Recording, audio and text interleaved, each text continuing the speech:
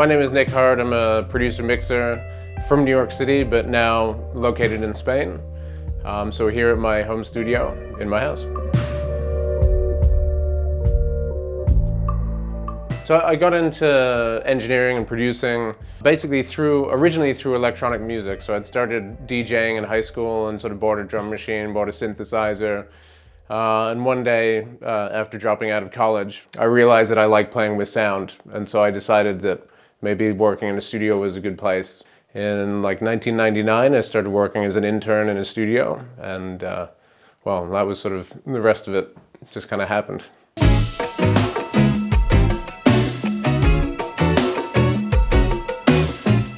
I'd describe my style of mixing.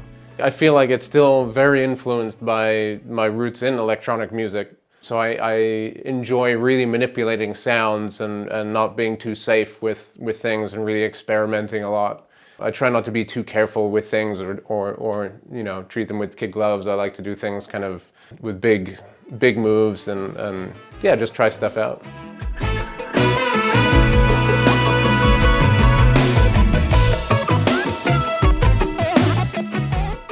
My goal with all of these projects and what capacity I'm being hired in is to help the artist achieve their vision for their record.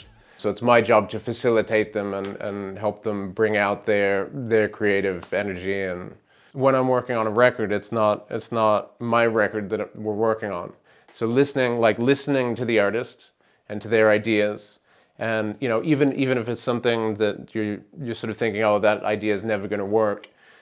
Taking a second, step back and give it a chance. I've learned so many things like that, where I didn't think something was going to work, or you know, somebody had an idea, and then, you know, 10 minutes later, it's like, wow, that's actually like a fantastic idea, and it changed the way that I think about it.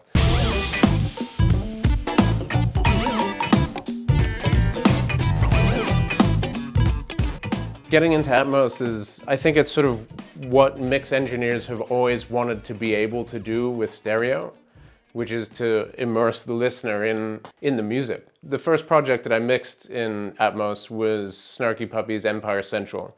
And I did that with another producer engineer named Fab DuPont in New York at his studio called Flux. And I'd say going into that process, I was a little bit skeptical about Atmos and whether, you know, just what its function would be, what its longevity would be. And I'd say within about an hour, I was having such a good time and enjoying myself so much and listening to the music in that way that I was like, oh man, this is awesome. There's a lot of things that I personally have found really fun and exciting. You know, one, like on the Snarky Puppy record, Empire Central, anytime there was a B3, an organ, I made it sound like your head was in the center of the Leslie speaker, you know, which nobody's ever been in the center of a Leslie speaker before. Sort of at that point, I decided that I wanted to upgrade my room to surround setup.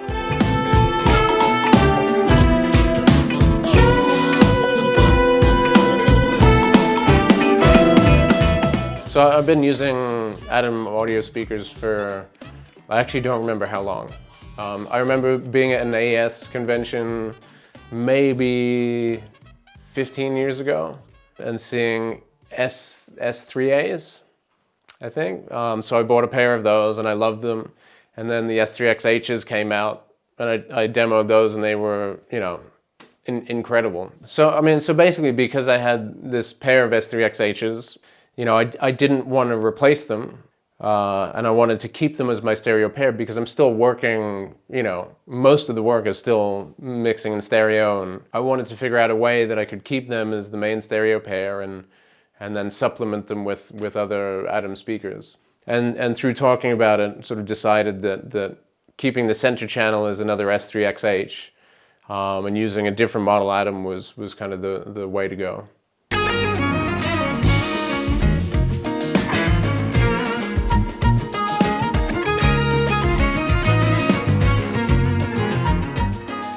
So I have, as you can see behind me, I've got three S3XHs, which are, you know, slightly older. And then the surrounds and the rear surrounds and the heights are all A7Vs. And all of this was recommended by somebody at Atom Audio who sort of helped me piece it together.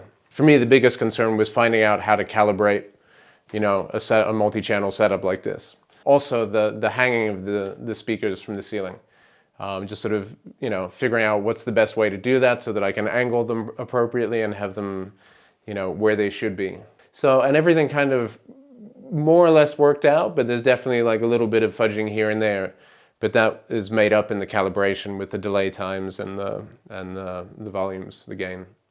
After sort of looking at what the options were and what I thought sort of suited me best was the best option was to go with Sound ID reference from SonarWorks, which in the Atom A7Vs you can actually install the calibration directly into them. I think the system came together perfectly. I've sent the first couple albums that I've mixed in Atmos to, well, we know one to Fab and one to another friend of mine who has an Atmos room just to check and make sure it's translating to other Atmos setups as well as the binaural and stuff. And yeah, I mean, everything seems to be working as it should.